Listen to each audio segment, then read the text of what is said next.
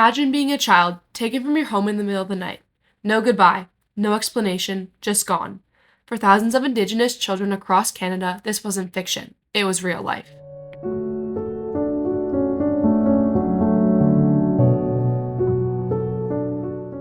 The 60s Scoop was a systematic policy where Indigenous children were taken from their families by provincial child welfare services and placed in non-Indigenous foster or adoptive homes.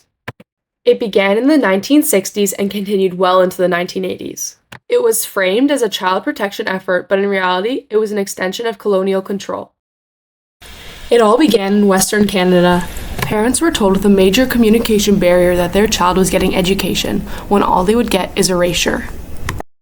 In British Columbia, Indigenous children made up just 1% of those in care in 1951, but by 1964 they made up over 34%. This wasn't about helping families. This was about control, assimilation, and erasure. It was about breaking a cycle, not of poverty or neglect, but of Indigenous identity.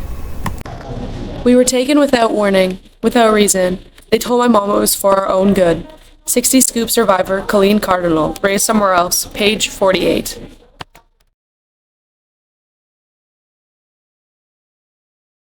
Most of these children were placed in white families, where their culture, language, and traditions were not just ignored, but actively erased. Some were shipped even as far as Europe or the US.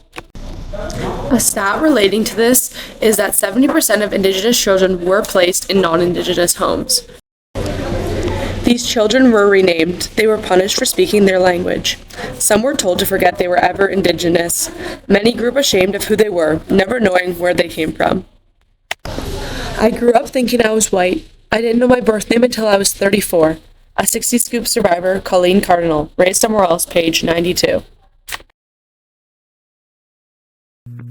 This is a special adoption program. The provincial government feels that this program is essential. For the past 5 years, the number of children in care of the Department of Welfare has been increasing by approximately 180 a year. This trend is causing us real concern. While we have had reasonable success in placing white children for adoption, we have had great difficulty in placing Indian and Métis children. At the present time, we have 3,270 children of this kind in care of the Department of Welfare.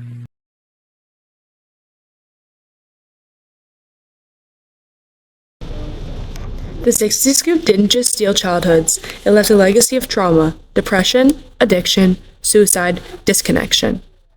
This damage didn't stop with the children. It affected their children and their children's children. Today, over 50% of foster children in Canada are Indigenous, though they make up just about 8% of the child population. Thinking that this issue ended after the services were revoked is incorrect. We can see new issues arise in modern days reflecting the issues from the 60s. These past struggles have never been eliminated, but rather covered. The system may have changed, but the disconnection, the alienation, that remains. What was lost in the Scoop wasn't just children, but the knowledge, language, and continuity they carried. Susan Fournier and Ernie Cray, Stolen from Our Embrace, 1997, page 59.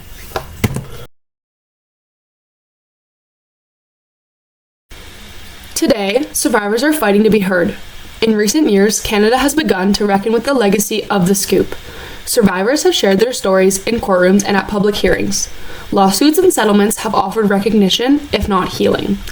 Many are reclaiming their names, their languages, and their roots. The scars of the Scoop are still visible, but so is the strength of those who survived. Understanding the 60 Scoop is essential to understanding Canada's true history. We cannot reconcile what we do not remember. Reclaiming names, relearning language, returning home. These are all acts of survival, of resistance. The 60 Scoop is not just history, it is a wound still healing. We will all continue to work towards reconciliation and education to have a better future for all residents of Canada.